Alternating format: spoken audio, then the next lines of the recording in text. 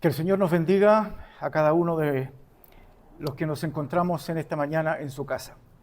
Un saludo para cada uno de nuestros hermanos, los que se van incorporando ya a nuestra iglesia. Nos causa profunda alegría y satisfacción de ver una congregación mucho más crecida, rogando que Dios trabaje en el corazón de cada uno de nosotros para que la palabra del Señor sea la que gobierne y dirija nuestras vidas. Saludo a la hermana Carmen, que hacía días que nos veíamos. Ella estaba por allá, por el campo, pero ya han regresado. Ayer, el día de ayer ya regresaron, así que gracias al Señor porque la tenemos aquí junto a nosotros. Hermanos queridos, seguimos trabajando estos dos capítulos del libro de Ageo que en cierta medida nos llaman a evaluar nuestro trabajo, a evaluar lo que hacemos, a considerar muy en serio cuál es nuestra preocupación por la obra del Señor. Vamos a leer la palabra del Señor que nos va a hacer de base para la predicación de hoy, en Ageo capítulo 2, del versículo 10 al 14.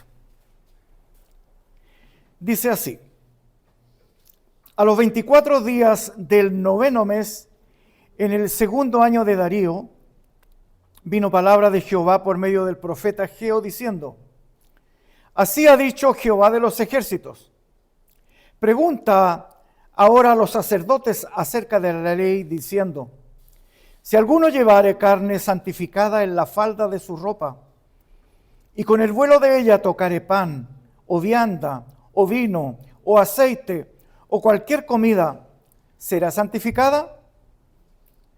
Y respondieron los sacerdotes: no. Y dijo Ageo: si un inmundo a causa de cuerpo muerto tocare alguna de estas cosas, ¿será inmunda? Y respondieron los sacerdotes y dijeron: inmunda será. Y respondió Ageo y dijo: así es este pueblo y esta gente delante de mí, dice Jehová, y asimismo toda obra de sus manos y todo lo que aquí ofrecen es inmundo.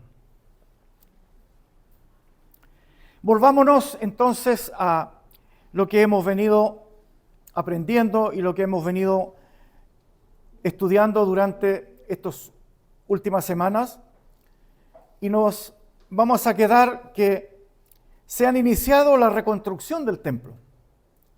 Luego de 4 meses, Dios vuelve a hablar por medio de Ageo, y como ven, esta vez Dios no les anima a edificar la casa, sino a hacerlo con motivaciones correctas, sin hipocresía,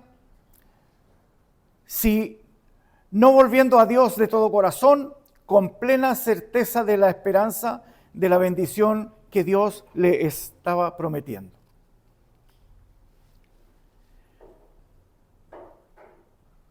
La palabra del Señor nos dice en este día que Dios estaba confrontando a los judíos que estaban allí en Jerusalén de regreso, y que su motivación era edificar el templo y reedificar la ciudad. Como nosotros vimos antes, por los estudios que hemos hecho y las predicaciones, entendemos que lo primero que ellos realizan es la reconstrucción del lugar de los sacrificios, del altar.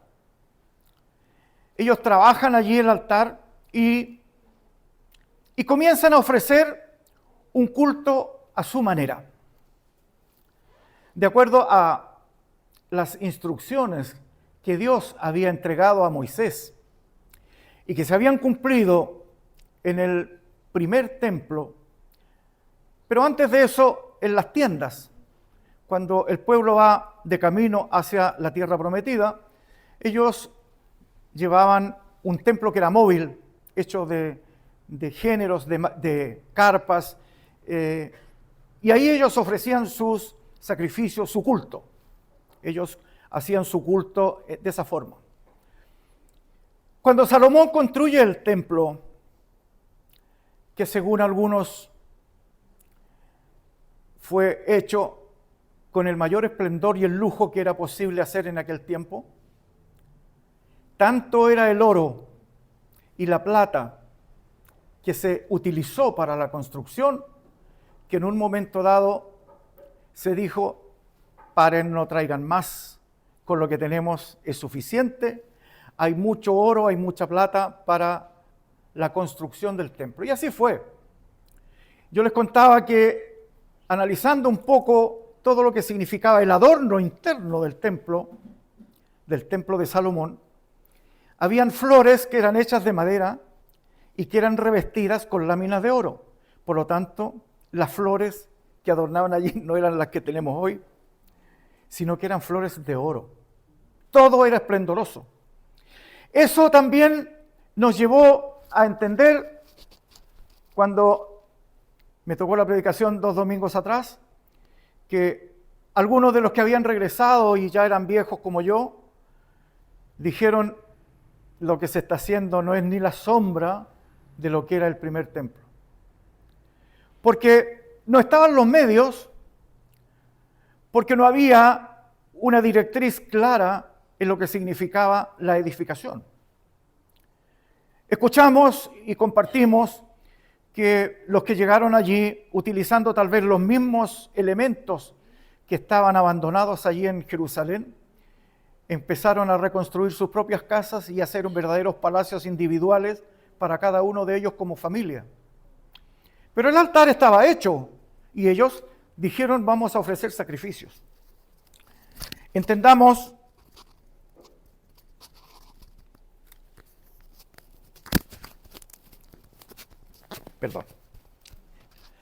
Entendamos, queridos hermanos, que eran 70 años que habían estado fuera de Jerusalén. En Babilonia, por supuesto, la vida de ellos era diferente, con dioses distintos, con costumbres distintas. Dejaron de hacer culto al Señor. Por lo tanto, cuando regresan esta juventud, más algunos que eran ya mayores, empiezan a ofrecer un culto de manera individual. Según la ley de Moisés entregada para que fuera cumplida, se ofrecía el sacrificio, entraba el sumo sacerdote, ofrecía la expiación por el pecado, y era un rito sumamente largo y complicado, en el cual tenían que comer las carnes de esa ofrenda, y un proceso que era largo, por lo cual no era solamente necesario el lugar donde se presentaba y se quemaba la ofrenda, sino que había también junto a ello un lugar donde se terminaba de ejecutar el culto a Dios. Pero ellos lo empiezan a hacer a su propia manera, empiezan a innovar el culto. Esto, por supuesto, Dios lo está teniendo presente y está haciendo amonestaciones al pueblo que ha llegado para que regrese a la forma como Dios necesitaba que se ejecutara el culto. La palabra del Señor era la que regía todas las formas y todas las maneras en que se debía hacer. Todo estaba entregado. Dios había entregado la ley a Moisés y era una ley completa. Pero como todas las leyes, siempre hay algo que se escapa, siempre hay algo que es necesario aclarar. Y dentro de eso yo encontré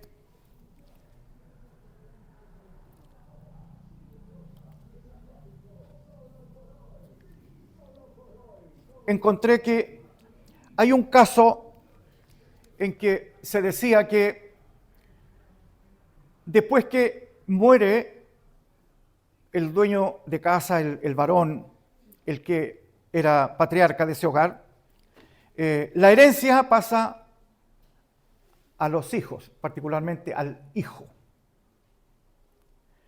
Entonces, nos habla la palabra del Señor de un varón que no tiene hijos varones y tiene solo hijas. Entonces, la ley no estaba absolutamente clara, como a veces las leyes tienen un espíritu, pero la aplicación de la ley a veces deja vacíos. Y para eso entonces estaba Moisés, para aclarar, o cuando ya no está Moisés, están los sacerdotes, que son los que deben interpretar y aplicar correctamente la ley. Entonces las hijas de Zelofead van donde Moisés y le dicen, la ley dice que quien hereda son los hijos, pero mi padre murió fuera de aquí y solamente somos mujeres las hijas que él tuvo. Y le dicen a Moisés, dinos si nosotros podemos ser herederas o definitivamente nosotros no podemos heredar los bienes de mi padre. Entonces Moisés entiende que si bien la ley estaba clara que los hijos son los que heredan, pero no estaba dicho hijos e hijas o hijas. Entonces Moisés va a Dios, consulta a Dios, les dice a ella que esperen la respuesta. Moisés va a Dios para que Dios revele qué es lo que tiene que hacer. Y entonces cuando regresa Moisés le dice que Dios estableció los hijos, pero en esa palabra está incluido hijos e hijas.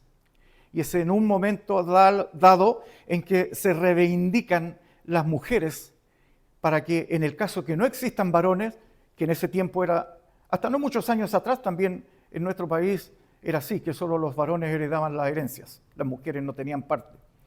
Entonces ahí se reivindica la mujer para que en el caso que no exista un varón como hijo, sean las mujeres las que hereden las pertenencias de un padre. ¿A qué me refiero esto? Que es la palabra de Dios la que autoriza, la que rige, la que gobierna, la que dirige todas las cosas. Sin la palabra, esto sería un caos.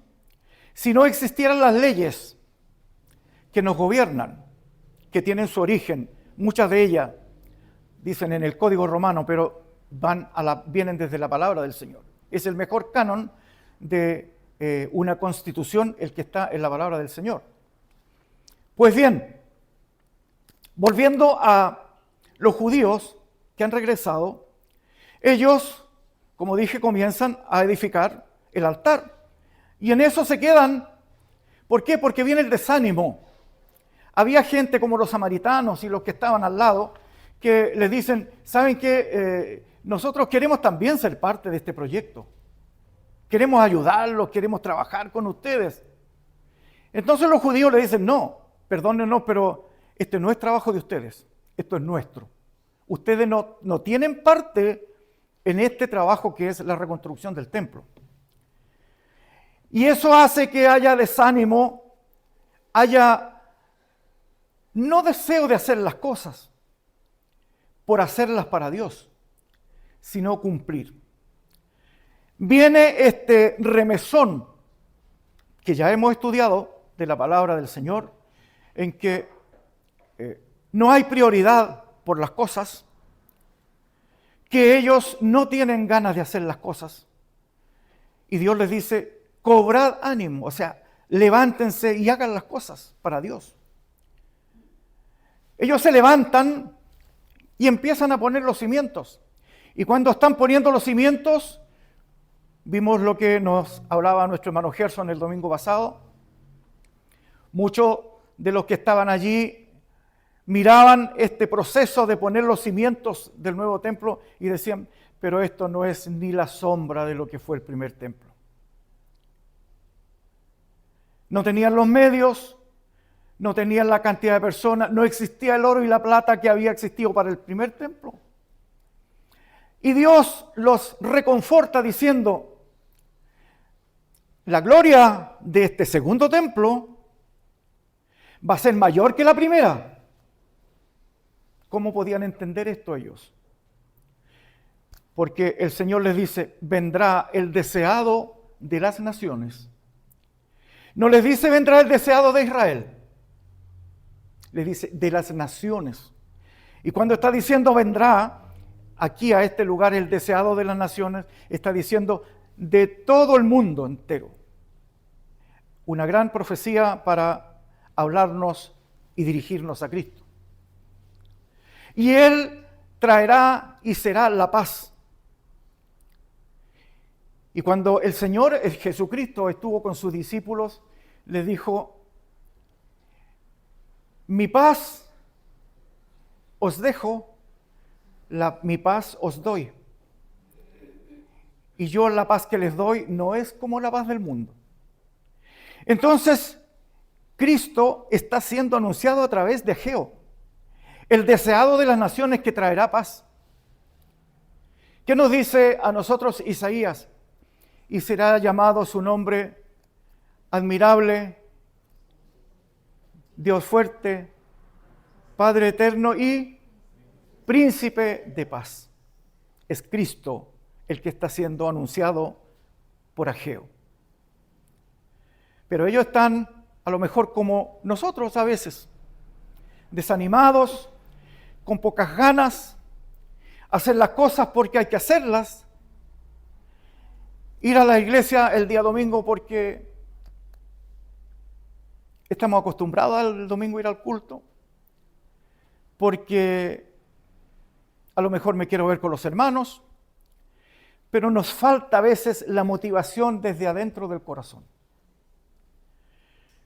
Cuando Ageo le dice, vayan a los sacerdotes y pregúntenles, está claro que los sacerdotes conocían la ley. Y si hay algo que estaba fuera de la ley y que no estaba absolutamente clarificado, ellos no podían al lote hacer una interpretación de la ley, sino que tenían que ir a Dios y consultar y buscar la voluntad de Dios para que esa fuera la que se ejecutara cuando una cosa no estaba absolutamente clara. Si una persona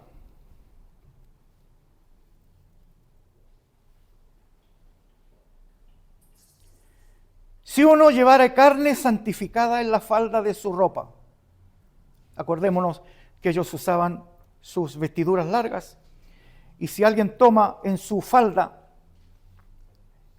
carne santificada, vale decir la carne del sacrificio, y pasa y con el vuelo de su ropa toca pan o vianda o vino o aceite o cualquier comida y le pregunta, ¿bastará eso para que se santifique? Y yo dice, no. Porque lo santificado no se transmite por tocarlo. Y esto nos hace ver a nosotros,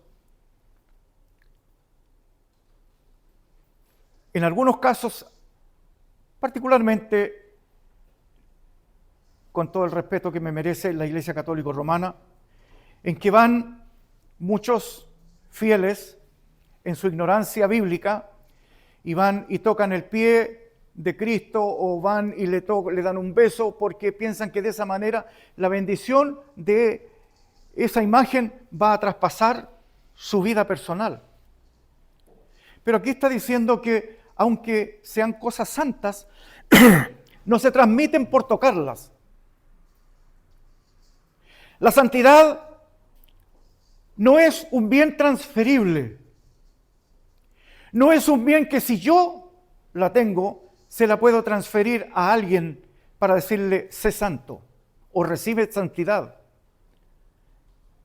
Sino que es algo diferente. Y eso es lo que estamos analizando hoy día. Y le vuelvo a preguntar el Señor, ¿y si un inmundo, ya está hablando del otro extremo, a causa de un cuerpo muerto, ya sabemos que, de acuerdo a la ley, digamos, si alguien tocaba un cuerpo muerto, esa persona era inmunda hasta que llegaba la noche y tenía que cumplir un ritual de lavamiento y posteriormente esa persona podía ser limpia. Pero está hablando desde el momento mismo de la inmundicia. Si un inmundo a causa de un cuerpo muerto tocare alguna cosa de esta, vale decir, la carne, la ropa, el pan, la vianda, el vino o el aceite, ¿será inmunda? Y respondieron los sacerdotes y dijeron, inmunda será.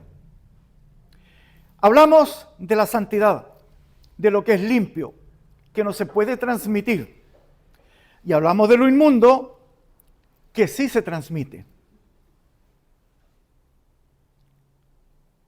Yo veía, mientras estudiaba este sermón, muchos ejemplos que se han colocado y que a veces nos grafican a nosotros una cosa y la otra.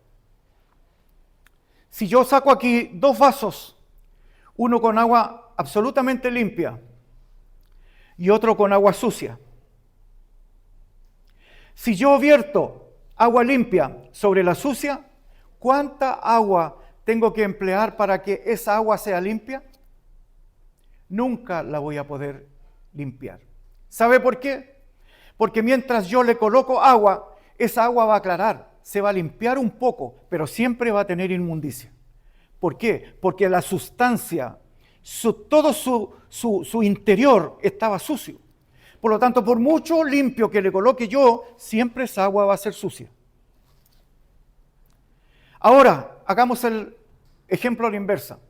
Si yo tengo agua limpia y de esta agua sucia la vacio acá, indudablemente la voy a hacer inmunda igual que la anterior. Tal vez un poco menos, pero la voy a hacer inmunda. Por lo tanto, la inmundicia se puede traspasar a lo limpio, pero lo limpio no puede traspasar a lo inmundo, no lo hace limpio. Tenemos el ejemplo en esta época de las manzanas. Si usted tiene un cajón de manzanas que está todo bueno, pero al medio coloca una manzana mala, podrida, esa manzana va a contaminar todo el cajón y se va a perder todo. Pero si ese cajón es de manzanas podridas y usted saca una buena y la pone en ese cajón, lo más cierto es que esa manzana también se contamina y se pudra. Una cosa no puede transmitirse a la otra. Son caminos separados. Y eso es lo que el Señor, a través de Ageo, le está diciendo al pueblo. Ustedes están haciendo este trabajo aquí, están edificando, pero ¿cuál es la motivación que tienen para hacerlo? ¿Tienen el deseo de hacerlo? ¿Tienen el sentir interno que lo que están haciendo es reconstruir una casa para Dios? No es así. Lo que ellos están haciendo es una cosa por cumplir. Me traía muy al tiempo la enseñanza que nuestro hermano Gerson nos daba en la escuela, en la parte de la escuela bíblica, donde nos daba los requisitos que se necesitan para ser pastor o presbítero. Y nos ponía en estrecho frente a los requerimientos que de alguna manera algo nos estorba y no pasamos la prueba de la blancura. Algo hay en nosotros que a veces nos estorba y no nos deja ser 100% en esos requisitos. Le preguntaban a una señora, esposa de un miembro de la iglesia, le preguntaron a su esposa, los presbíteros, ¿sabe que su esposo está siendo propuesto para ser presbítero? Queremos conocer su opinión. Nosotros no lo hacemos así, ¿cierto? Para que no tengan miedo. Entonces le preguntan a la esposa, ¿qué le parece a usted si su esposo está propuesto para ser presbítero de la iglesia? ¿Cree usted que su esposo reúne los requisitos? Entonces ella responde, él tiene detalles, pero sería bueno que él fuera presbítero porque así él dejaría de pecar y se acercaría más al Señor. Entonces, en el fondo, no estaba reuniendo los requisitos. Y su esposa pensaba que siendo presbítero, él podía entonces enhebrarse y centrarse en lo que significaba el servicio a Dios. El cargo, la responsabilidad, el trabajar en la iglesia, si no ha nacido en nuestro corazón Cristo limpiando, podando, sacando nuestros detalles mayores para prestar nuestra vida al servicio del Señor, no puedo yo esperar que cuando sea elegido para tal o cual cargo, ahí yo pueda buscar al Señor de corazón. Esto tiene que ser previo. Y por eso yo decía que cuando no hay varones, hermanos, que quieran asumir, la iglesia bien deja de ser iglesia porque no tiene varones, hermanos, que asuman esta responsabilidad. Pero la iglesia tiene que trabajar en los varones para que puedan asumir, puedan liderar, puedan ir cumpliendo requisitos que se ajusten a lo que la iglesia necesita de sus líderes. No somos perfectos, como decía Ramiro en una oración, somos pecadores, solo que la gracia del Señor nos tiene donde nos tiene. Cuando los judíos se están reconstruyendo, su motivación era, tenemos que hacer esto, ya tenemos que hacerlo, por una obligación, porque nos mandó el rey Ciro a que nosotros lo hiciéramos, ya lo vamos a hacer. No hay una motivación genuina en el corazón del creyente y del judío para que lo que hacía lo hiciera pensando que lo hacía para Dios. Y eso es lo que el Señor nos habla a nosotros en esta mañana o en esta tarde. ¿A qué vengo yo al templo? Si voy a hacer como un ejemplo muy gráfico que lo escuché de muchos años, como los patos que en medio de la laguna se sumergen en el agua y salen secos. ¿O vamos a dejar que la palabra de Dios impregne nuestros corazones y nos convirtamos realmente al Señor? ¿Cuál es la motivación por la que llego yo aquí? ¿Para que nos veamos? ¿Para que escuchemos y nos vamos y la palabra no penetre en nuestros corazones? Cada predicador, cada enseñador, cada maestro, como hemos estudiado en esta mañana, desea que su mensaje, si bien a veces muy bien enhebrado y otras veces no tan bien enhebrado, como en mi caso, llegue al corazón de los hermanos, entiendan lo que yo quiero decir y que el Señor a través de su palabra nos quiere enseñar, que nuestra motivación sea agradar a Dios. No estar aquí porque yo necesito estar y porque necesito que ustedes me vean que yo estoy. No es eso. Si yo estoy aquí es porque necesito que mi servicio, que mi trabajo, que el tiempo de reunión en que nos instamos, en que nos instruimos, el tiempo que el Señor nos da para recibir su instrucción, sea un momento de gozo, pero que cuando yo salga de esta puerta, esa palabra pueda ser ejecutada por mí. Que lo que yo digo aquí, lo diga afuera y lo haga afuera, porque de lo contrario, la palabra del Señor no está cumpliendo el objetivo. La motivación de mi corazón no es agradar a Dios, que era lo que estaba pasando prácticamente con los judíos. Y por eso les dice una palabra tan dura cuando le dice, así es este pueblo y esta gente. No está diciendo así es mi pueblo y estos queridos israelitas que han llegado del exilio, sino que le está diciendo con dureza, así es este pueblo y esta gente delante de mí. O sea, Dios estaba observando la motivación que ellos tenían para construir, para reconstruir. Como dijimos, ellos hicieron sus casas hermosas, palacios particulares. Y la casa del Señor, cuando sea, como sea y cuando pueda. No es así. Yo he sido llamado para servir. Y ahora dice, y asimismo, toda obra de sus manos, vale decir, todo lo que estaban ejecutando y todo lo que aquí ofrecen es inmundo. Vale decir, no tiene el carácter que yo quiero, la santidad que yo quiero, no está siendo reflejada en el trabajo que ellos están realizando. Hermanos, esto es serio. Os sirvo con un corazón dispuesto, con un corazón entendiendo que lo que hago, lo que ejecuto, lo que pienso, glorifica a Dios, o definitivamente no tengo esa visión y mi servicio no está siendo considerado para nada. Por esa razón, el profeta nos estrecha, nos coloca estas barreras donde nuestra maldad y nuestro pecado están siendo estorbadas. ¿Para qué? Para que ajustemos nuestra vida y que lo que ofrezcamos a Dios sea definitivamente lo mejor de nuestro corazón.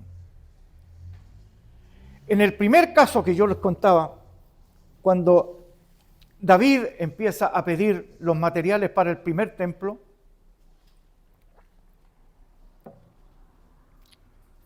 yo a veces pienso, ¿de dónde sacaban tanto oro? ¿Cómo trabajaban? No pensemos cuando lo llevan al templo, sino que cómo Gerson San Martín tiene que mantener y buscar oro para tener y entregarlo. Como Ramiro Mena, ahí en Retiro, tiene que encontrar oro porque era necesario para la casa. Todos tenían este propósito de encontrar el mejor metal, los mejores elementos, las mejores maderas, las mejores piedras, los mejores albañiles, los mejores decoradores, los más elevados ebanistas, que trabajaran todo el mobiliario, porque el templo necesitaba tener lo mejor. Y llega un momento que David dice, ya paren, no traigan más oro, no quiero más, no hay dónde guardarlo, no lo dice así, pero yo estoy agregando. Es suficiente con lo que tenemos, ellos entregaron generosamente. Pues bien, cuando están construyendo el segundo templo, los antiguos miraban, esto no es ni la sombra de lo primero. Pero además la motivación, que era lo más importante, la motivación que los segundos tenían, los post-exilio, tenían para reconstruir, no eran los más adecuados. Su corazón no estaba en lo que hacían. Y cuando nuestro corazón está 100% en lo que yo estoy haciendo para Dios, entonces estoy considerando que estoy santificando mi trabajo para Dios. Por eso yo el sermón de hoy le llamaría un llamado a la consagración. Yo no puedo venir aquí porque quiero que ustedes me vean. No es esa la motivación que me trae. Y cuando nosotros llegamos aquí es porque deseamos buscar, deseamos entregar, deseamos trabajar, dar lo mejor de nosotros para Dios. Si ese no es el motivo que usted tiene para llegar a la casa del Señor, analícelo y trate de buscar ese camino, que su vida sea consagrada. Cuando usted sea una persona limpia, mirará al inmundo, pero no traspasará su limpieza al inmundo y hará que su vida sea impermeable, que lo inmundo no toque su vida. Tendrá que cuidarse de los malos elementos y a veces de los malos consejos que a veces nosotros recibimos por alguien que pudiera ser. Su motivación tiene que ser la mejor para Dios. ¿Por qué nosotros fuimos enseñados, y con esto quiero, si no causar algún problema en lo que digo, pero siempre fuimos enseñados nosotros que lo mejor de de nuestro ropaje, de nuestra presentación, es para la casa del Señor. No porque quiero que ustedes me vean que ando elegante, que ando bonito de corbata. Fuimos enseñados así. Y mi trabajo y mi disposición para el Señor tiene que ser presentarme de la mejor manera. Hoy día es diferente, es bien, es entendible. Pero cuando nosotros también queremos no solamente presentar lo mejor de nuestras ropas, tenemos que pensar que antes de eso tenemos que presentar lo mejor de nuestro corazón. Que nuestro servicio sea genuino, que nuestro amor a Dios sea completo y que no tengamos que escuchar estas palabras tan duras que le dice el profeta: todo lo que me ofrecen aquí es inmundo, porque no estaba dado de un corazón arrepentido y genuino para Dios. Es complicado, lo sé. La palabra me estrecha a mí primero y creo que también nos estrecha a cada uno de los que aquí estamos en esta mañana. Que el Señor nos bendiga, que el Señor nos acompañe y nos enseñe a que lo que hagamos, lo hagamos para glorificar a nuestro Dios. Que el Señor nos bendiga.